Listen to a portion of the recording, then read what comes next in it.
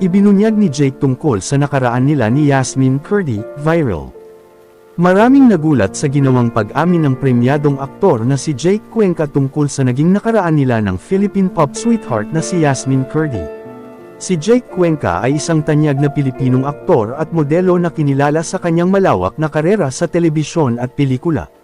Matapos simulan ang kanyang karera sa industriya ng fashion, pinatunayan niya ang kanyang galing bilang isang versatile na aktor ng kanyang gumanap sa mga mabibigat na drama at maaksyong kwento. Kilala sa kayang-kayahang magbigay buhay sa iba't ibang karakter, nananatili siyang tanyag at iginagalang na personalidad sa kulturang Pinoy at sa lokal na industriya ng showbiz. Ngunit sa likod ng kanyang kasikatan, dumaan si Jake sa serye ng mga masasaklap na hiwalayan at kabiguan sa pag-ibig na naging malaking bahagi ng kanyang personal na paglago. Si Jake ay tapat na nagbabahagi tungkol sa isa sa kanyang mga hindi malilimutang karanasan noong kanyang mga unang taon sa showbiz. Kabilang ang pagka-busted o pagka-reject sa kanya ng aktres na si Yasmin Curdy noon. Ginawa ng aktor ang pagbubunyag na ito sa kanyang guest appearance sa programang Kapuso na Fast Talk with Boy Abunda, kung saan binalikan niya ang kanyang mga simula sa industriya ng showbiz at kanyang unang proyekto sa telebisyon sa ilalim ng GMA Network. Ayon kay Jake, 2 dekada na ang nakalipas noong huli siyang naging bahagi ng Kapuso Network. Ibinahagi rin niya na ang youth-oriented show na Click ang nagsabing kauna-unahan niyang palabas sa telebisyon. Habang inaalala ang kanyang mga unang karanasan sa pag-arte, inamin ng sikat na aktor na nahirapan siya ng husto sa kanyang unang taping dahil sa matinding kaba.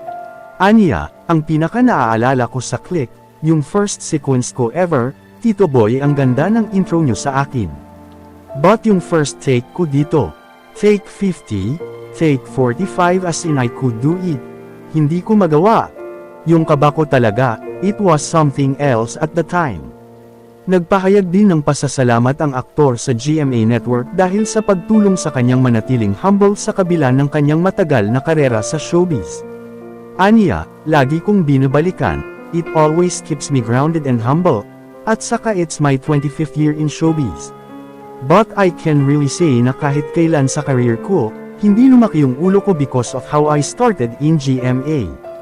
It really trained me to be humble and to believe in myself, so I'm grateful to GMA for that. Noong interview, tinanong ni Boy Abunda si Jake kung nagkaroon na siya ng ilang kasintahan noong panahon niya sa Kapuso Network. Sumagot ang aktor na may mga babae siyang sinubukan ligawan noon, kaya lang binasted siya ng ilan sa kanila. Binanggit pa ni Jake si Yasmin Curdy bilang isa sa mga aktres na nagtanggi sa kanya. Paglalahad niya, I can say one and I'll never forget it, si Yasmin Curdy, I remember that. Napag-usapan din sa interview ang kasalukuyang buhay pag-ibig ni Jake, kung saan kinumpirma niya na sila na ang aktres at beauty queen na si Rabia Mateo. Habang si Yasmin naman ay masayang kasal ngayon sa piloto, na si Ray Soul Villa. Ikinasal ang magkasintahan noong 2012 at mayroon na silang 2 anak na sina Ayesha Zara at Raya Leila.